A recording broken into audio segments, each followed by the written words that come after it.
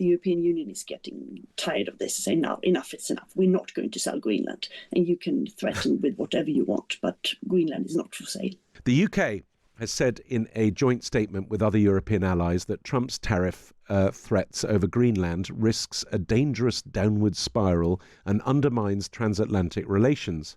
European Union ambassadors will hold an emergency meeting at 4 p.m. today, planning their response to the president's tariff levy of 10% from the 1st of February.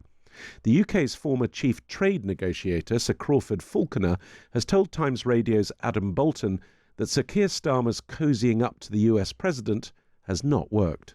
We told ourselves that if we did a deal with them, we might be able to stabilise it. But what it shows is even if you were, if you like, the best kid in the class, you still cop it when another issue comes along. So there is no real security in dealing. I think everybody knew that. And if it's Greenland this week, who knows what it'll be next month. Now, joining me on the show is Cecilia Malmström, former EU Trade Commissioner during the first Trump administration. Welcome. Thanks for coming on. Thank you. Good afternoon. It's a pleasure. Good afternoon. Now, President of France, Emmanuel Macron, wants the European Union to use anti-coercion legislation to block Donald Trump's tariffs and curb imports of goods and services. Is Macron right to urge the EU on this? Well, I think it is important that the EU takes joint action. And as you just mentioned, the representatives will be gathering in just a moment to discuss what to do. It's important that the EU stays united and, if possible, coordinates with UK and other friends and allies as well. The anti-coercion instrument is certainly one thing that could be used. There's also counter tariffs, and the deal that the EU made this summer with the US has still not been approved by the European Parliament, and they have, from various sources and different political parties, say that they will postpone that for the time being to vote in favour of it. So I think there will be some joint action. Exactly what will happen is hard to tell today, of course. What goods and services would these tariffs impact? Do we know?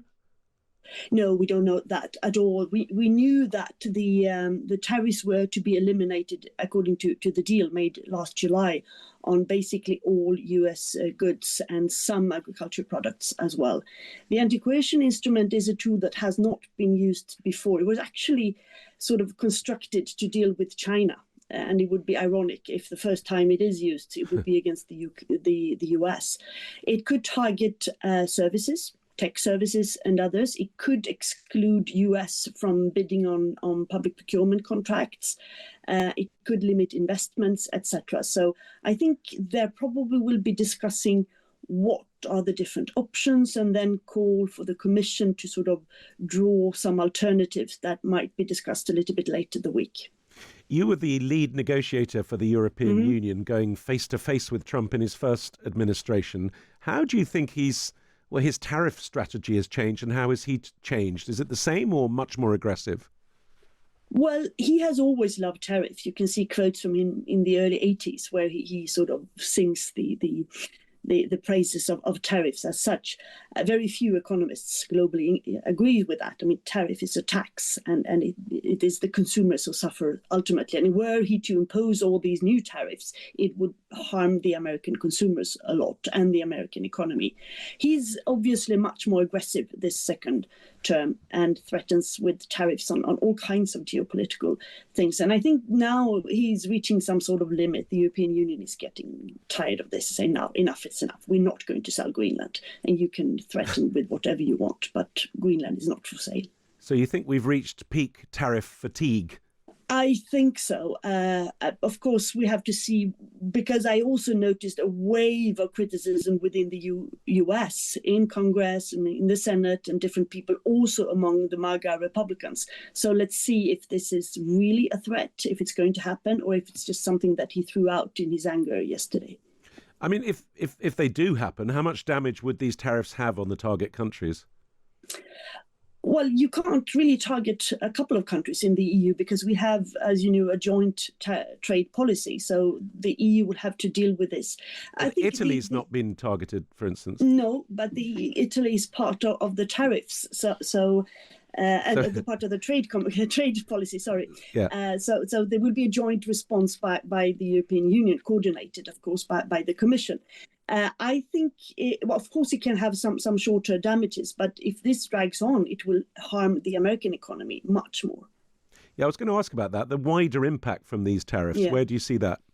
Well, in the US, because it impacts not only the immediate trade, it also impacts the confidence in the American economy. And companies who are supposed to invest in the US, I already hear some of them saying, well, maybe getting second thoughts because of these constant perpetual threats and because of the lack of predictability in the US economy with the threats towards the independence of the Fed, for instance, and some erosion of the rule of law. This is not where companies want to make big investments. So it will hurt the American economy much more.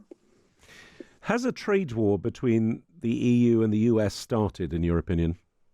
Not yet. And of course, everybody wants to avoid trade wars. I mean, we need each other. We want to buy each other's goods and services. It's good for our consumers. It's good for our economies.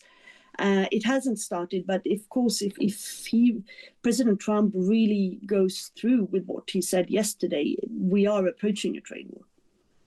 Do you think that Trump is controlling the geopolitical narrative at the moment, and can the EU get back on an equal footing? Well, I think we are increasingly witnessing a diverse geopolitical narrative. We used to be quite aligned for decades, also with the UK, the transatlantic narrative, the West, the view that democracy and freedom was important, and so on. I think we see an increased cleavage on who is an ally, who is a friend, what are our key interests. And that pains me. And I think many people really are sorry about this, but that's where we are now. Thank you. Cecilia Malmström, former EU Trade Commissioner there during the first Trump administration.